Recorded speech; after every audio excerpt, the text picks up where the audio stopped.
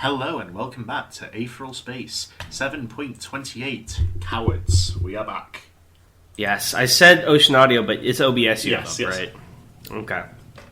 There's a little welcome. peek behind the screen there. You won't see it again. Yeah, I actually already read this chapter in a way. Not because I actually read this chapter, but because it's called Cowards, and I just watched towards the end of Season 2 of Game of Thrones, and Joffrey is a big coward, so it's probably the same thing, right? Exactly. Joffrey's actually in this chapter. Yeah. I wrote him into the story. Really? Yeah. What's his Aether ability? Pissing himself? Yes. You can do it on command. Infinite Like urination. normal people can't. Oh my god.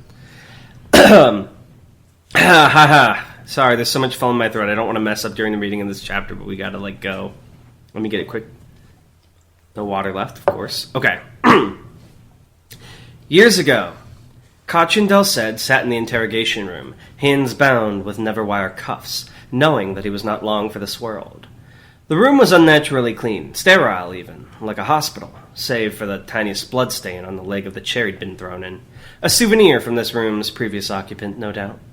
The silence of the room since the guards had left was oppressive, unnatural, like all noise had been actively scrubbed away. The only thing he could hear was his heartbeat. He could feel it in his eyes, like they'd been pushed out of their sockets by the hammering of the organ.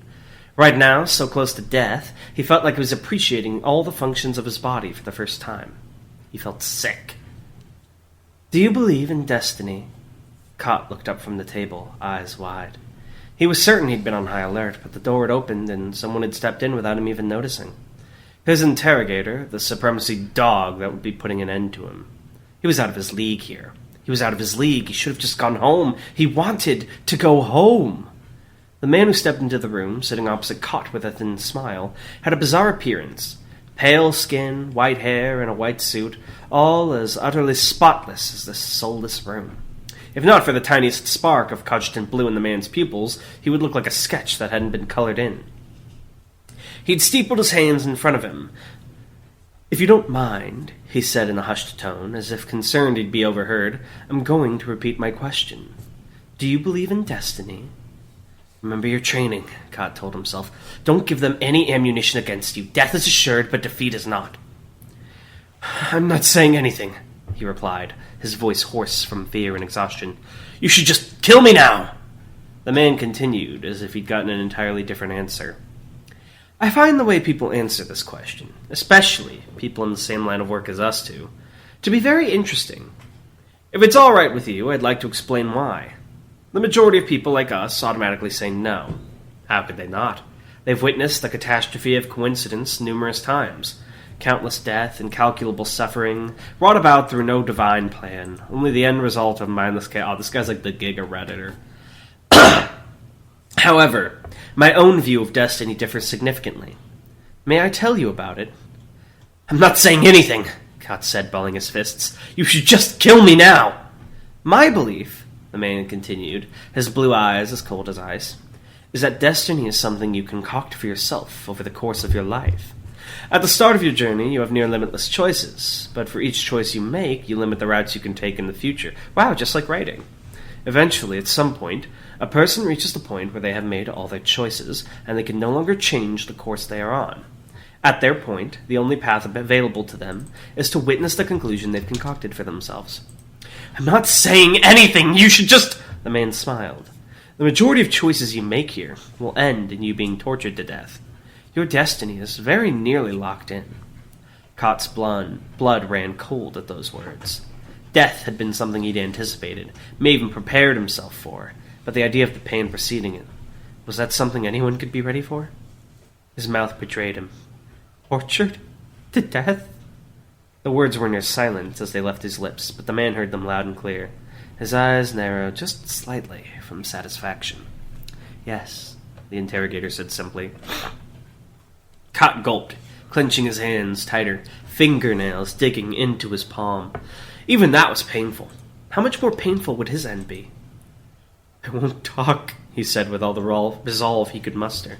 "No matter what you do, I won't say a word." The man's smile didn't waver in the slightest. "I believe you. Nevertheless, we must torture you to death. The situation demands it." "What?" There was a rattling sound, Cot's cuffs tapping the table as he shook. He cursed that noise, that undeniable proof of his fear. The man leaned over the table slightly further, cold eyes drilling into Cot's own.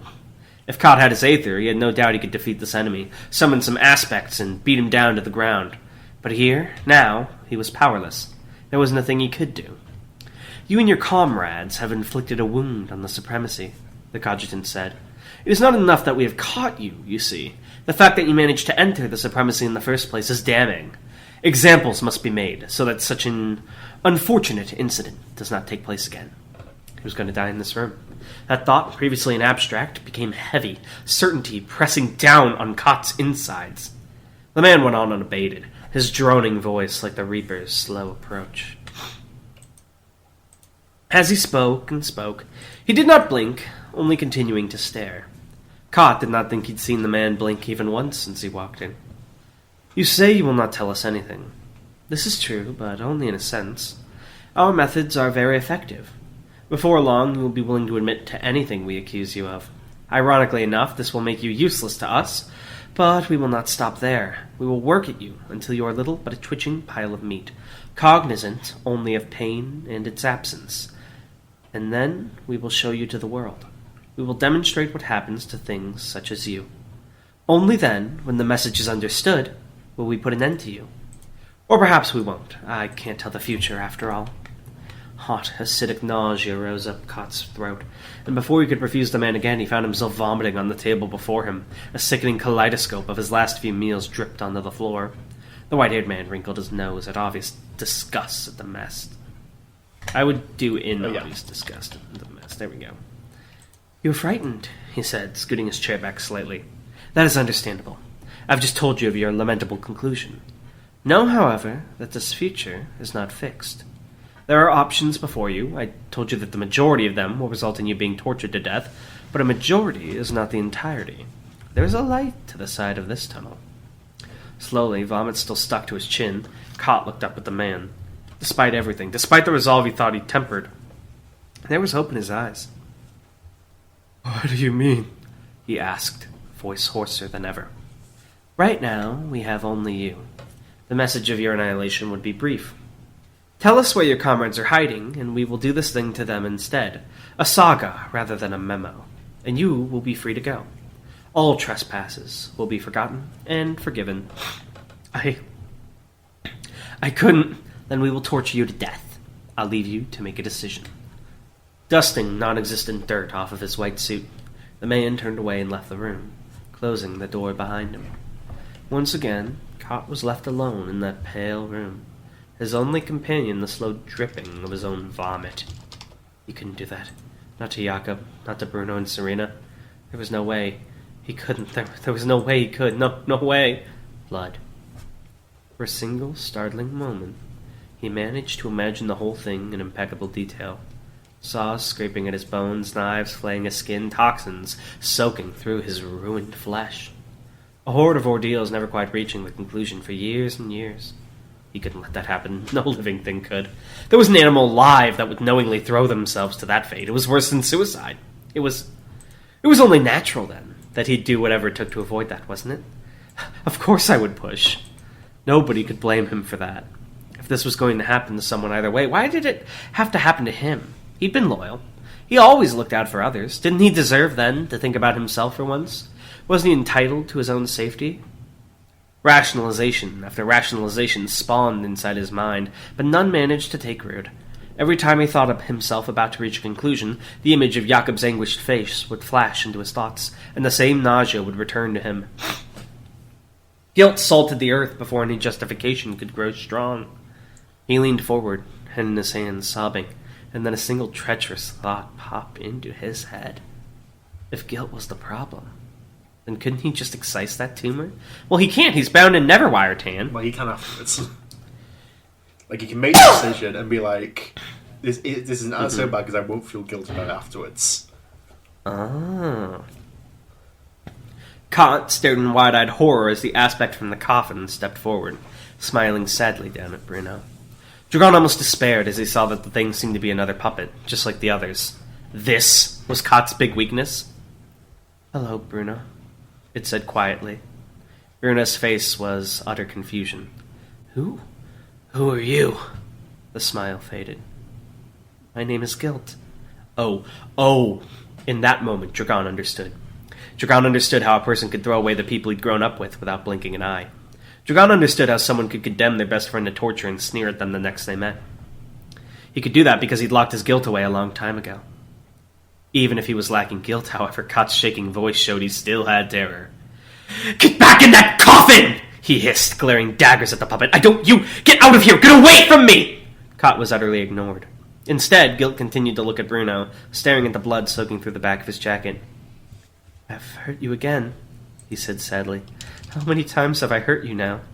Serena burst forth from Bruno's face for a moment. Too many times to count! Guilt slowly nodded. Too many times to count, he softly agreed. Steadily, he looked back up at Kot, and even that was enough to make the young man step back. Unseen by all, Dragon snuck his hand into his pocket, fingers curling around his script. Whatever happened now, he was ready. Are you that frightened of me? Guilt asked, cocking his head at Kot. But of course you are. You cannot raise a hand against me. That is what you fear most of all. Alas. The puppet slowly raised his hands up, grabbing his own head by the temples, that sad smile never leaving his face. Across from him, Kot paled further, his body shaking. Wait, why couldn't he kill himself in the coffin? He wasn't bound, clearly. He was. So it's a small coffin. You can't move around. Ah. Bruno furrowed his brow. What are you? Don't, Kot whispered, back pressed against the wall. Guilt closed his eyes. Goodbye, Jakob. You really are my very best friend. Stop! Kot screamed, charging forward in a thoughtless attempt to prevent what was about to happen, his hands flailing at empty air in panic. But Guilt did not stop. Instead, with all the strength his wooden body was capable of, he pulled and tore his own head clean off his shoulders. He died immediately, of course, his body dissipating into aether before it even hit the ground. And then that orange lightning shot forward, past the other aspects, past Dragon, past Bruno, until it struck the charging Kot in the chest and diffused throughout his body. His eyes widened, his mouth too, all shaking from his body, stopping as he suddenly became still as a statue. For a moment, there was nothing but silence. And then, Kot screamed. It flowed into him. Guilt allowed to gestate, mature, uninterrupted days and months and years of sensory deprivation. Those feelings and memories flowed into him as corrosive as acid against paper. Thoughts Cochendale said had long abandoned, forced themselves to the forefront of his mind. Emotions he'd discarded stabbed at his heart like knives. What had he done? What had he done? His mind sought places to run, but all thoughts were blocked by the uninvited guest. He'd had no choice in the matter. What had he done? They deserved it anyway. What had he done? Anyone else would have done the same thing. What had he done? What had he done? What had he done? What had he done? His scream trailed off as he put his hands to his head, as if about to mimic Guilt and tear it straight off. Drool dribbled from his lips, his eyes twitched. He had to do something. He couldn't stay here any longer. If his mind couldn't run, his feet surely could. Kot turned on his heel and shouted, Kill them! Kot roared, sprinting out of the apartment. Kill them now! The aspects didn't waste any time. Immediately, the grinning one with the mace swung his weapon down at Bruno, only for the attack to be deflected by a force field that appeared over his head. The stun bolt had run its course. Dragon leapt to his feet, narrowly avoiding the broadsword swinging for him. A split-second use of Gemini World avoided the second blow, and when the third attack came, Dragon seized the fleeing Caution by the shoulders and used him as a human shield, the wooden puppet eviscerated by the blow. He's getting away! Serena shouted, deflecting blows with a ceramic sword that was quickly degrading. She was right. They couldn't afford to waste time on these obvious distractions. Dropping to the floor to avoid a flying chakram, Dragon whipped his script out of his pocket. A human figure, grainy and degraded, was visible on the screen. Now or never, Dragon breathed. It nodded. Popcorn, my throat is ever so phlegmy. I'm sorry. Let me just get that. I need to just check something on my phone here very quickly, but that should just take 1 moment. Sorry about that. It's okay. Why don't you talk to the viewers for a second? Hey viewers, it's me. So, I was close to being right. I wasn't quite right. I had said it was empathy, love, or compassion, but my idea was that it, was his way of coping with, having abused Serena and Bruno, and I was right about that. I just didn't get the specific name of the emotion right, and I just want everyone to know that I'm clearly very super smart, and everyone should respect me. Okay. I am the Aetheral Space Fan. Okay. Roy dropped to the ground, planting meaty hands over Valentina's wound to try and stop the bleeding, but a steady puddle was already spreading out around her. Scout looked down at his aunt, eyes wide, shocked into inaction. Shit! Ruth hissed, grabbing him by the collar and pulling him with her down behind some crates. Get down! She had no doubt that Valentina would have been using Aether to defend herself while using her ability. The fact that she'd been shot all the same meant the attack must have come from Eli Macedora. She didn't know how, but somehow the man could create weapons that negated Aether. Here, under his sniper gaze, they might as well have been naked. Skipper, not Skip It. I don't know Skip It? Skip It is the female Skipper. Skipper and Fix ducked down beneath a barrier of stone the latter had erected. Only Abraham Oliphant refused to run for cover, his hands clasped behind his back, but his mechanical body likely gave him more protection against such attacks than a normal human being. "Do you find the thought of danger so terrifying?" he asked dispassionately, looking down at Roy. "Does the sight of blood truly unsettle you so?" Roy looked up from his labour, teeth bared, tears streaming down his mountainous face. No eyes! Oh my god, that's grotesque. "She's your daughter, you bastard!"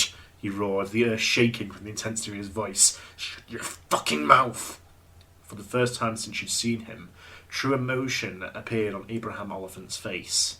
It was subtle, but there, his nostrils flaring as his face turned red just a little. "Don't you dare speak to me like that, boy," he hissed, stepping towards his son. "Who the hell do you think you're talking to?" In that single moment, when the attention of those gathered lapsed, the last cock puppet picked its chance well. It leaped out from the pile of rubble, reaching out for Abraham Oliphant, an explosive vest strapped to its body. Blinking, half its face was burnt away by flames. Ruth raised her musket to blast the puppet's head off, but as it opened its mouth and uttered an incoherent croak, she got the distinct feeling she should hesitate just a moment. Her finger twitched, wavering over the trigger. Her moment was missed. Heartbeat shotgun. The head of the puppet exploded into scraps of wood and sawdust, showering over the dark metal of Abraham's body. What was left of the body tumbled through the air, almost comical as the false limbs flopped around. It was almost like a rag doll. But the explosive vest was unharmed, and as it flew, click. The explosion, now that it was close, was both blinding and deafening. Scout, slightly closer to it than Ruth, was sent flying away entirely. Roy and Valentina were obscured by the billowing smoke that poured through the area. In the distance, a fire alarm could be heard screaming. Ruth nearly went the same way as Scout, only for Skipper to grab her mid-air by the back of the collar, pulling her into the rudimentary shelter Fix had created. Air pressure and fire crawled over the outer surface of the rock, and Ruth could hear the distinct sounds of creaking metal beneath them. All in all, it probably lasted seconds, but it felt like they endured for hours. When it died down, the air was full of the stink of smoke and burnt wood. Skipper breathed a ragged sigh of relief. "Well," he grinned, "that just..." And then the floor collapsed. You bastard! Skipper's a millennial, really? If anyone in the story would have said that, it would have been Skipper. Serena, check, please. The best way to have people do what you say, Dragon had always found, was to make it abundantly clear just how fucked they'd be if they didn't. The little woman on his script had waited patiently in the hospital as, at great length, Dragon had detailed his plan of theirs. All the factors that could go into it, all the reasons it would most likely succeed, staring into the depths of that dark screen. Even if they told others about the plan, it would succeed. Even if they killed him there and then, it would succeed. By the end of the night, the Oliphant clan would be in peril once again. And once they were, they'd come looking for the ones who had hurt them, or, as it turned out, the ones who had helped them. If nothing else, mercenaries knew how to pick the winning side. "Ring," the girl on the script hissed, and a second later, when she lunged forward, her hand burst forth from the screen, clutching a kitchen knife. At this range, there was no way for the mace-wielding aspect to dodge. The knife smashed through its porcelain eye and skewered its wooden head, causing the mace to slip from its grasp as consciousness abandoned it. Still holding the dissipating puppet up by the eye socket, the ragged woman pulled herself out of the script. She had changed clothes since the last time Dragon had seen her. Now she wore an oversized white shirt and a pair of torn jeans. I've been using the word ragged too much. To be honest, the casual attire she was wearing detracted a little from the whole videograph monster vibe she was clearly aiming for, but the way she climbed out the script more than made up for that. Wait, who is this character? So back in the hospital, he was about to get fucking wasted by someone on his script, and he said something, but we don't know what she said. He said, "This is what he's explaining." Oh, wait, no, didn't he copy Fix's line about opening though? Yeah. Yeah. Her limbs clicked and bent the wrong way as she pulled herself up out of the screen, using the carpeted floor as a base. Her long fingers made her hands look like spiders as they found on easy purchase. Her ribs crunched like mandibles as they squeezed out the cramped confines of the device. Her legs shook like those of a newborn deer as she rose up to her full height. A hollow gasp escaped her lips. You and your partner take care of these, Stragon grunted as he pulled himself to his feet. Me and Bruno will go after the boss. The chakram-wielding aspect charged at the ragged woman, weapon ready to slice through flesh, but her wide, visible eye flicked over in his direction with all the speed of animal instinct. Grudge, she rasped. Her pale, ghostly aether flared around her, and then a simulacrum of the dead mace-wielding aspect burst out of her body, smashing the head of the chakram user to pieces before vanishing again. The remaining two aspects took a step back, adjusting their stances to a more cautious footing.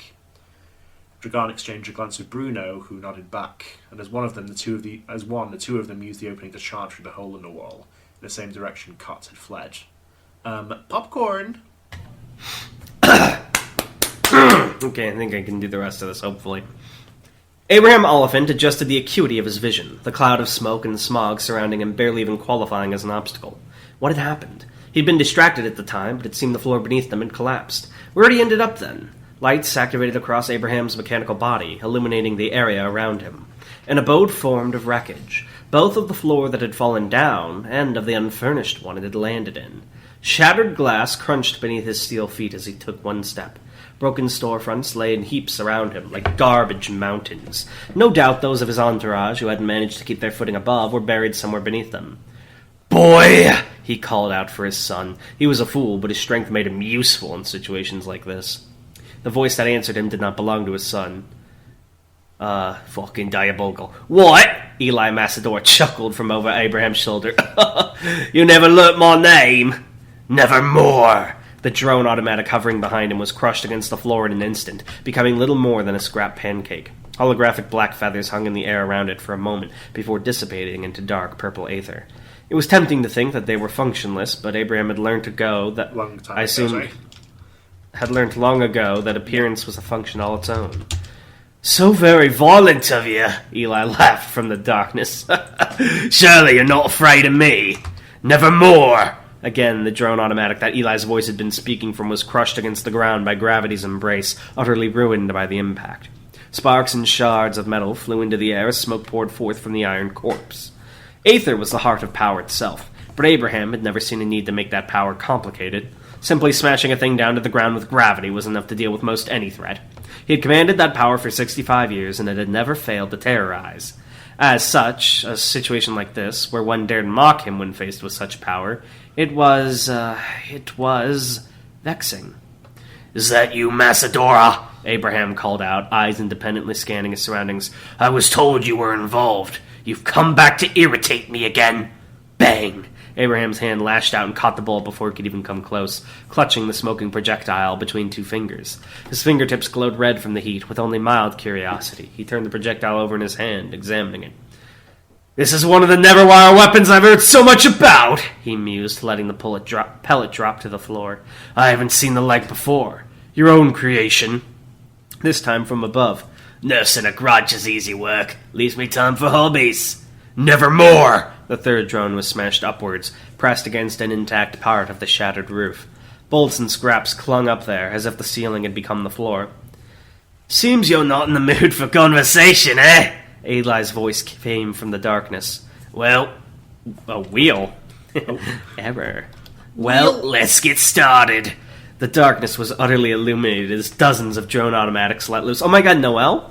Rapid-fire shots of those same bullets hurtling towards Abraham. Any one of those would be enough to disable a fighter who relied on flawed flesh and blood. How unlucky for Eli Macedora. A steel dome, designed to protect Abraham's exposed head, slid over to cover his cranium. The rain of bullets dinged harmlessly off of his armored body, doing little more than impeding his vision.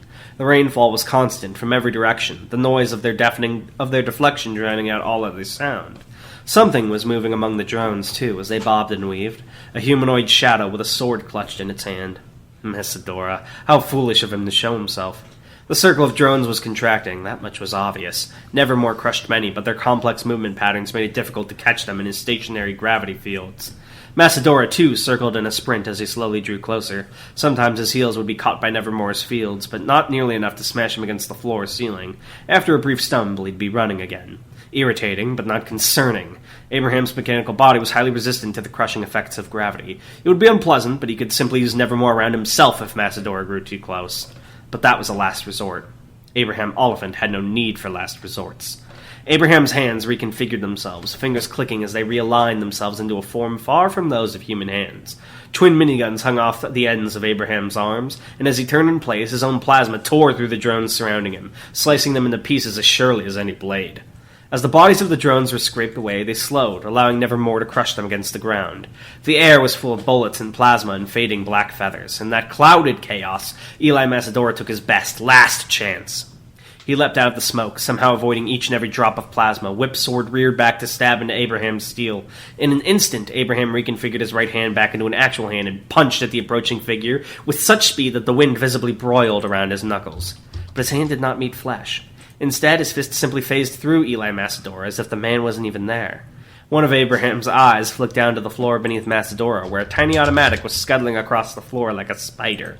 The tiny blue light that flickered on its back was undeniably a hologram projector. This Macedora was nothing but a decoy. Which meant Abraham whirled around with horrifying speed, in utter contrast to his formidable size, and seized the real Macedora by the throat, holding him in midair. He had been about to strike Abraham in the back like a coward, but that was to be expected for one of his deficiency. His legs kicked futilely in the air as Abraham held him up. A simple squeeze would be the end of him, but Abraham was not about to let him go to the afterlife content. He opened his mouth. "It's as I told you, boy," he said, applying pressure. "Not good enough!" Eli twitched in his grip, his legs falling limp, but rather than the slackened face of death, a choked grin rose to his face. "If you say so," Eli wheezed. He writhed in Abraham's grasp and his coat fell open. Strapped to his chest was an explosive vest. That on its own would be no cause for concern. Abraham's body was too strong to be harmed by petty explosions. But this vest was somehow different from those the puppets had been wearing. Bulkier, with blue lights flashing from deep within. What that meant, he could not say, but some long-forgotten animal part of his brain screamed at him that this was danger. He went to squeeze Eli's head, to crush it between his fingers, but it was too late. Click. Bang. Oh man, he got him with the Giga Stun Bolt. Alright, well, everybody, that was Aetheral Space 7.28 pounds. My throat is dying. We have a podcast to record in 10 minutes. I'm in pain. Send help. This guy's in pain. Comment and say how you would cure his pain. Tell me how you would hold me in your arms and make me better again, please. Alright, but for real, let's close this out. Do you have a question for the viewers this week? Yeah, I do. What aspect would you put in a coffin? That's a good question. You know what I'd put in? What? No, wait, that's too Cringe. edgy. Never mind. Actually, that's a good one. Alright, I'll see you guys next time. Bye! Bye!